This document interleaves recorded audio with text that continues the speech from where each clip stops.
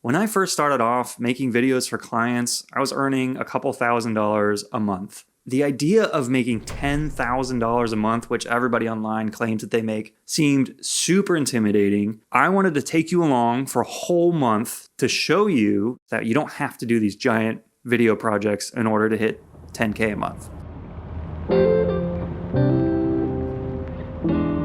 Most importantly, you need to be dependable.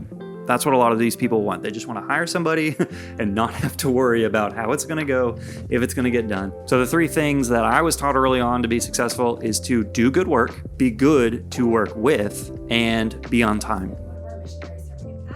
One of the best things to have in the video creative world or business in general is retainer clients. Clients that come back to you month after month. And one of these is my church. So I help them with video announcements and other little projects.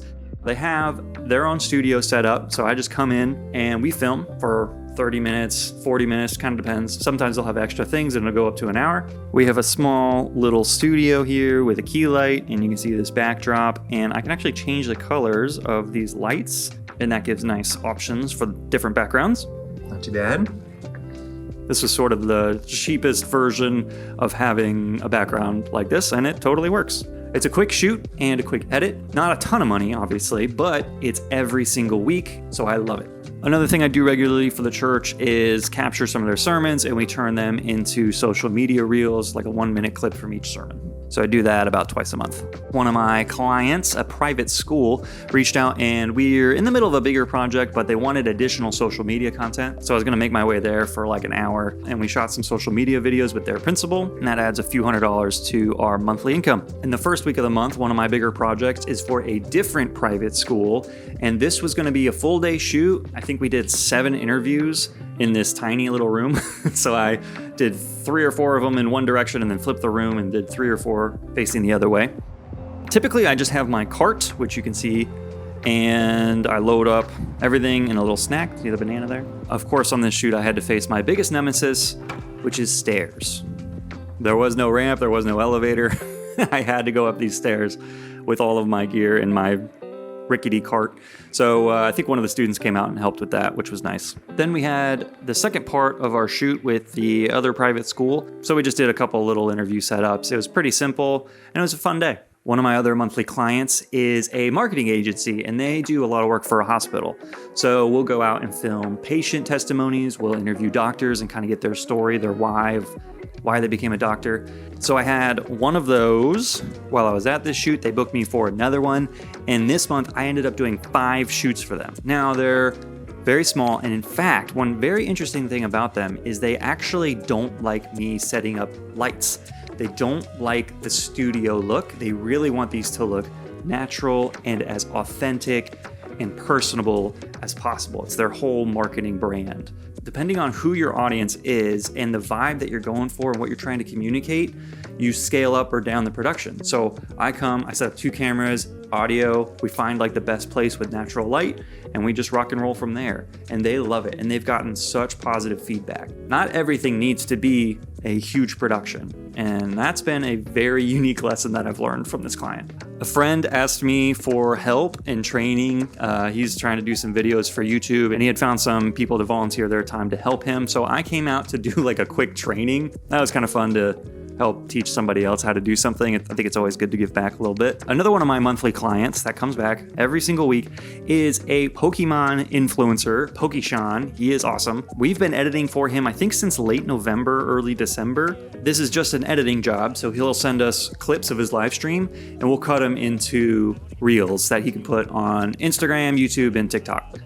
What's super cool is one of these has gone viral in the last month, and I think it's at 22 million views now, which is awesome. They're super fun to work on, and it's regular. So he gets a good deal because it's consistent, and he's awesome to work with. Another one of my monthly clients is a recruitment office, and we set up the shoot in their office, and they have a golf simulator. So they have this big white screen, and I use that as a backdrop, and it works pretty good. And this time they just needed some team photos. Usually we set up and we film videos and stuff, but they wanted a couple team photos, and they have 20 plus employees that we have to organize and get them all in a row and make them look nice. Funny, they got these shirts back, and on the one style of shirts, the logo was huge. The company that made the shirts totally messed up, so I had to go through in Photoshop and erase all of those for them, which wasn't too hard to do, but it was a little bit more editing I had to do. I had now another shoot with this marketing company, and we set up in the office and we're waiting for the doctor, and the doctor gets called into the OR. Fortunately, I was still able to get paid for it because we had already gotten there and set everything up and we're waiting. And then we ended up doing that shoot a week later, and that doctor was super, super nice. Then I had another volunteer opportunity where I helped my friend Ryan Harris film an RC recap video. He had just won a tournament in the RC racing world and wanted help making a special video. And so we set up in the studio and spent a few hours filming that, which was super fun. Had one more little shoot with the marketing agency.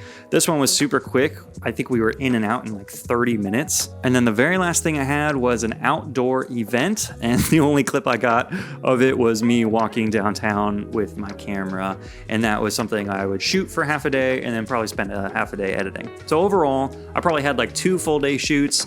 The rest of them are half day things, lots of editing, obviously, to get all these projects done. I do have an editor now helping me, and he's the bomb. So a lot of the editing is being done by him, and I don't have to spend a whole lot of time editing. I can be out there shooting, meeting people, signing contracts, doing sales, all that fun stuff. So the total for January, as far as what we worked on and were able to get done, was $12,025. That's pretty good, guys. This is all very attainable.